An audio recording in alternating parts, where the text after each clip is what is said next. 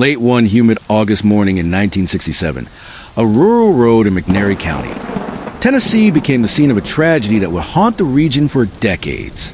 A patrol car sat motionless on the side of State Line Road, a stretch of asphalt where dawn met the quiet country fields. Inside, Sheriff Buford Pusser lay wounded, bleeding from a gunshot to his jaw. Beside him, lifeless and draped across the seat, was his wife, Pauline Mullins Pusser. The sheriff's initial claim was shocking yet straightforward. Unknown assailants had ambushed the couple, firing into their car without warning. Pauline was killed instantly, and Pusser was gravely injured but survived. No suspects were ever charged. The county, then small and largely insulated from outside scrutiny, accepted the story. Pusser would later become a symbol of rugged justice, inspiring the Hollywood film Walking Tall. Yet, unknown at the time, no autopsy had ever been performed on Pauline. Decades later, when one was finally conducted, the results directly contradicted the narrative of an ambush. This was a story not only of death, but of unquestioned authority, overlooked evidence, and the blind spots that can distort truth for generations. Pauline Mullins Pusser was a devoted mother, a committed member of her community, and the wife of the sheriff. In the summer of 1967, she lived a life intertwined with the rhythms of McNairy County. On the morning of August 12th, she accompanied her husband on what he described as a routine call. At around 5 o'clock, Pusser reported receiving a call about a disturbance on New Hope Road, a few miles outside Adamsville. Pauline unusually volunteered to ride with him. The last known images of her alive were of her smiling beside her husband as they drove off into the early dawn. Minutes later, they were discovered.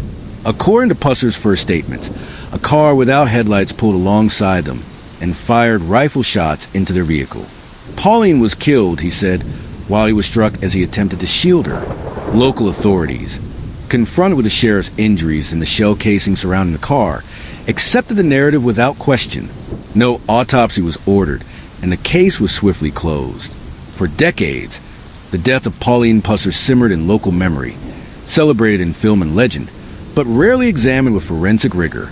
It was not until 2022, when the Tennessee Bureau of Investigation reopened the case as part of a cold case review, that investigators discovered the startling fact. Pauline had never undergone a forensic autopsy. In the 1960s, rural counties often bypassed autopsies if the circumstances seemed clear, particularly when a local law enforcement figure reported the incident. Because Pusser described an ambush and because shell casings in his injuries were present, authorities at the time relied on his account without independent verification. In 2023, a tip prompted the exhumation of Pauline's remains. In 2024, a full modern forensic autopsy was conducted. The findings were startling. The wounds of Pauline's head did not align with the supposed ambush inside a vehicle. Blood spatter on the car's exterior contradicted the claim that she was struck while seated inside. Skull trauma suggested she was more likely killed outside the car and then placed inside afterward. Ballistic analysis revealed that Pusser's gunshot wound to the cheek was a close contact injury, inconsistent with a long-range ambush. The discrepancies between the crime scene narrative and the autopsy findings were profound. Examination of Pauline's remains also revealed prior healed injuries, including a nasal fracture consistent with earlier trauma. Eyewitness interviews hinted at tensions in her marriage, raising questions about the circumstances leading to her death. Investigators considered multiple possibilities: human error, misidentification, contamination of the scene, and the influence of authority in shaping accepted narratives. The sheriff's reputation, combined with the community's deference to law enforcement, may have suppressed scrutiny that could have revealed these contradictions earlier. Procedural oversights compounded the problem. Without an autopsy, investigators in 1967 lacked the scientific baseline to detect inconsistencies between the scene and the body. By 2025, Tennessee authorities concluded that the new forensic evidence indicated probable cause that Buford Pusser may have killed his wife and staged the ambush. Although Pusser had died decades earlier, investigators noted that, had he been alive, they would have sought an indictment. For Pauline's family, this revelation brought both relief and sorrow. Her younger brother expressed gratitude that the truth, long buried beneath legend and myth, was finally emerging.